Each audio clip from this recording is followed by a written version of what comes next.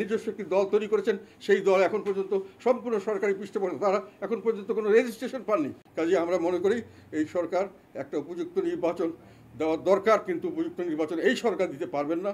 আমরা বিশ্বাস করি যে এই সরকারের সেই দেওয়ার ক্ষমতাও নাই, তাদের এই দেওয়ার ইচ্ছাও নেই। তো আমরা সামনের দিকে যদি সরকার সত্যিকার সেই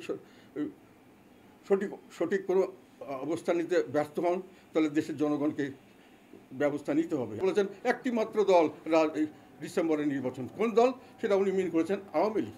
আর কোনো দল, আমাদের দল আমরা যে চাচ্ছি সে কথা মনে নেই, কেননা উনি রাজনৈতিকভাবে আমাদেরকে উনি বাদ দিয়ে রেখেছেন। ওনার হিসাবে আমরা নাই, আমরা রাজনীতি করার অধিকার ওনার হিসাবে আমাদের নাই। এখনও আইনগতভাবে আমরা সম্পূর্ণভাবে একটি রেজিস্টার্ড দল, আমাদের ইলেকশন কমিশনে আমাদের রেজিস্ট্রেশন করা আছে, সমস্ত ফর্মালিটি পূরণ করা আছে, আমাদের কোনোখানে আইন কানুনে ঘাটতি নেই।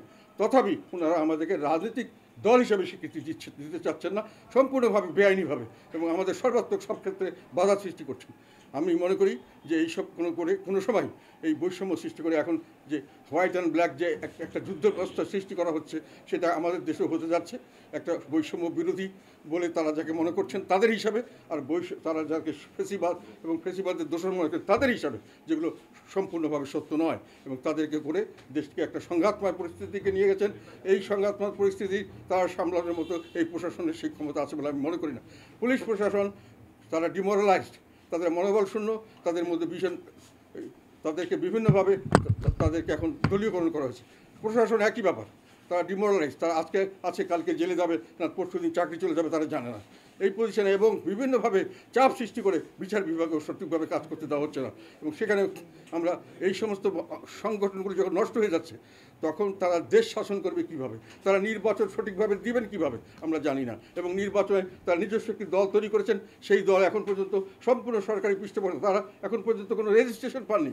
কিন্তু সর্বক্ষেত্রে একটি রাজনৈতিক দল হিসেবে তাদেরকে সম্পূর্ণ, আমি মনে করি না যে আইনসিদ্ধভাবে তারা আইনের মাধ্যমে তাদের কাঠামোতে তারা রাজনৈতিক দলের স্বীকৃতি তারা পায় না।